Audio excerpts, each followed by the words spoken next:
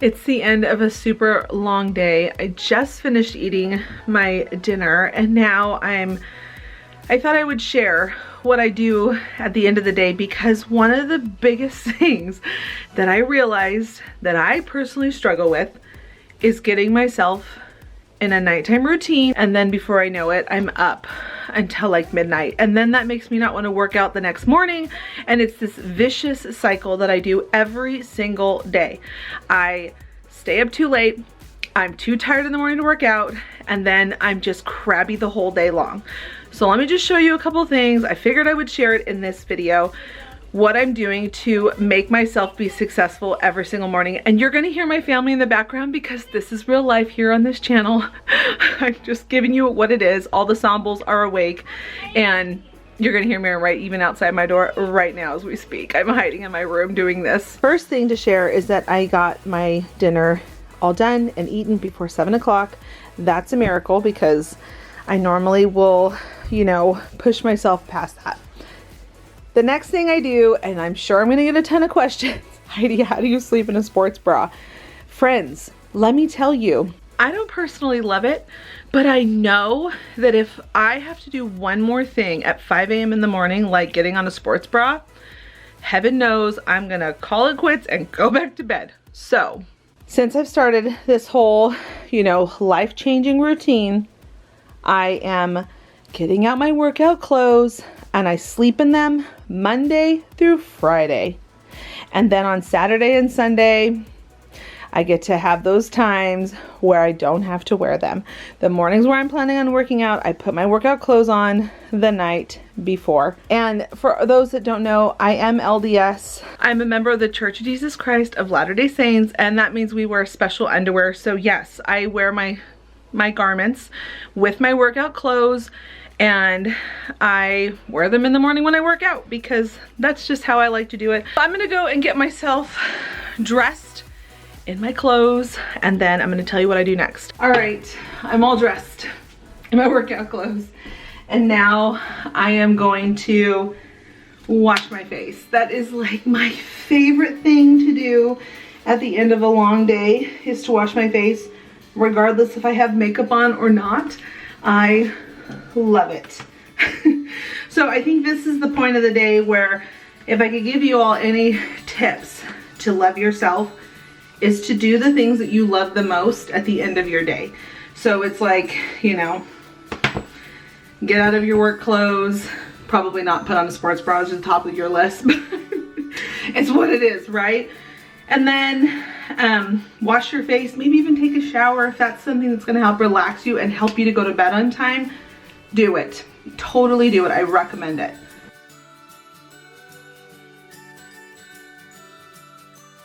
At this point, I'm already feeling so much more relaxed just because I'm taking the time to like get my makeup off my face.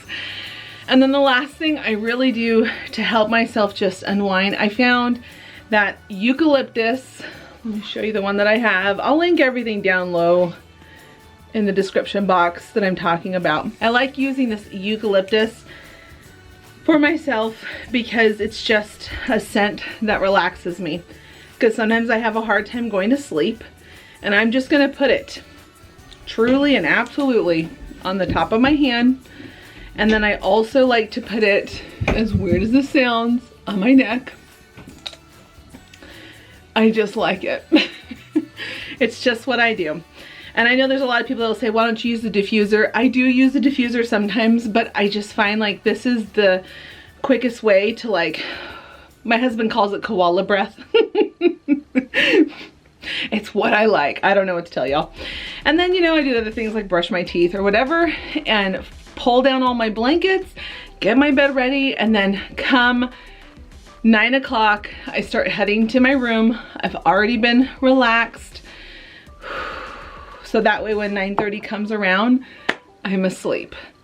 Hopefully, fingers crossed. But for the most part, with me exercising, I actually have been falling asleep and have actually been getting good sleep. I feel like when we're in these bad habits that us moms do, when we don't take care of ourselves, we get in these bad habits where we don't allow ourselves to have sleep. And I think it really does come from nursing days when we have little babies. And when someone gets sick, we're the first ones out of bed to go help. And then it just creates these horrible habits where we're not sleeping. That's one of those things, friends, we should be taking care of ourselves. We deserve to have good sleep. I almost forgot, I put this on my face at nighttime too because, well, I'm gonna be 40 in October. So anything to do to help the skin stay young and youthful. And then to make sure I'm ready to go for the next day, I set my alarm for 5 a.m. and I keep my phone on silent because truthfully, if I don't, I'll hear it go off and then I will think, oh, somebody needs me. No, nobody needs you after 9:30, Heidi. Go to bed. Again, something I'm trying to teach myself. And this is the thing, I had a real serious talk with my kids. I told them that mom needs sleep. We've got to stop not letting mom get sleep. I have one who has a really hard time going to sleep. Anyway, I'm gonna go and hang out with my family for the last little bit, get Miriam in bed, get Calvin in bed, get Bradley in bed, and go to bed myself. And the next thing I'm gonna post is my weigh-in.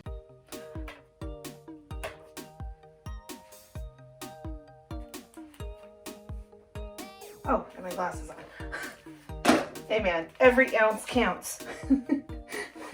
Almost weighed it with my glasses. Crazy.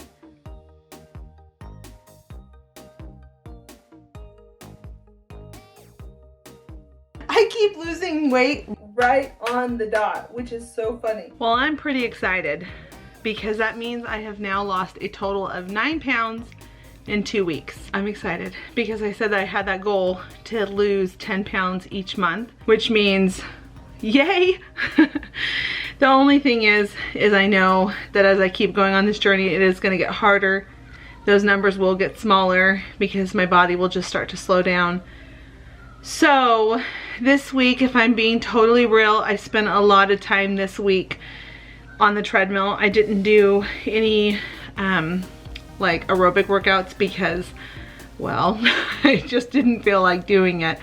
So I think for sure this week I need to really push that side. On a side note, today I went to my first doctor's appointment that I have been to in 5 years. I know how important it is to go to doctors, and I have put it off because I have just, well, to sum it all up without spending a long time talking about it, I have PTSD when it comes to going to doctor's offices. I've had some pretty unfortunate things take place in all the courses of being pregnant and having a miscarriage and just all of those things. And so I'm a little scarred about not wanting to go. Well, today my husband was like, you need to go. Don't cancel your appointment, which, you know, I have had that happen before, or just it didn't work out and whatever, I'm making excuses now. So I went to the doctor's appointment and it turns out the doctor that I picked is lovely.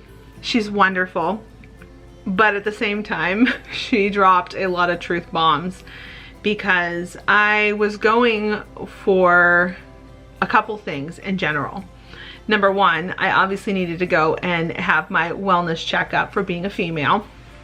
And then the other thing is my oldest sister in my family, she had breast cancer and is a survivor, and this happened back in just a couple years ago, 2018. So with that, I needed to go and have my, you know, things checked. Anyway, the point is while I was there, she started talking about me having, you know, potentially a mastectomy, and I was like, wait, hold on a second.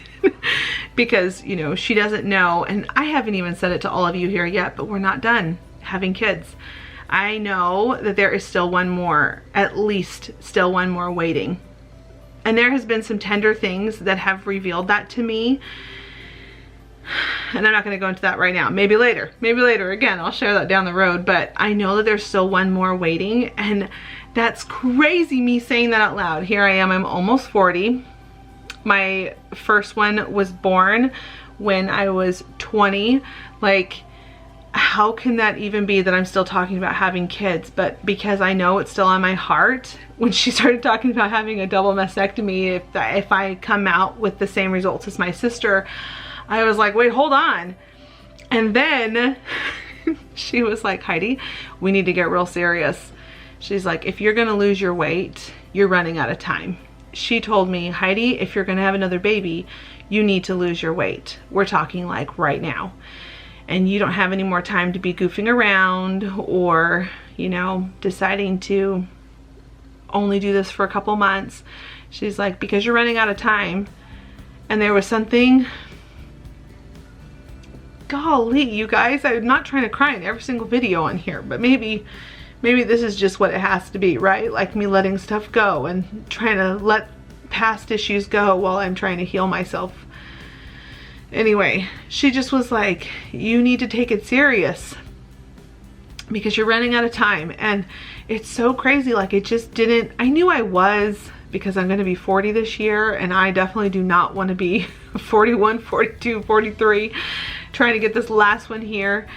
But I know that there's one more that's waiting. And so there was a lot of serious topics that she brought up that were really intense, like, well, what if you have fertility issues, and, you know, what if your tests come back that you do have issues and you do have something on your screening for breast cancer. And so there was just a lot of stuff. It was a lot to take in. So, friends, there's no turning back. Like, I can't keep waiting anymore. Like, I'm totally motivated.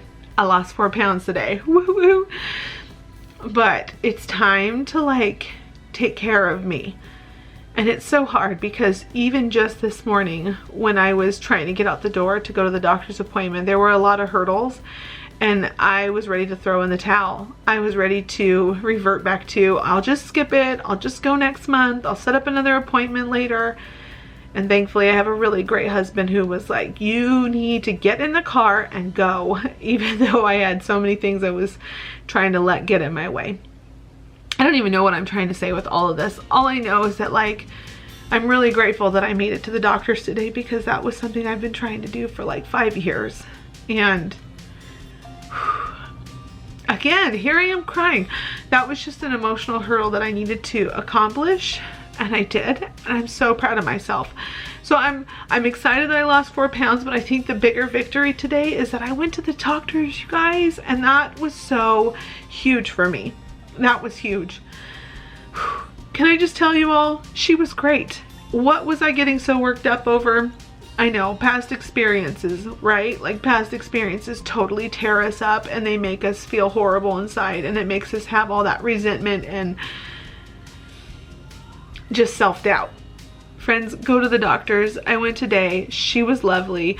I was so grateful that I went, and like, now I've got the ball rolling, and she told me really great things that I need to be working on and encouraged me to keep moving forward with my health. So anyway, I'm gonna stop crying. I promise. In the next video, I'm gonna make it a goal to not cry.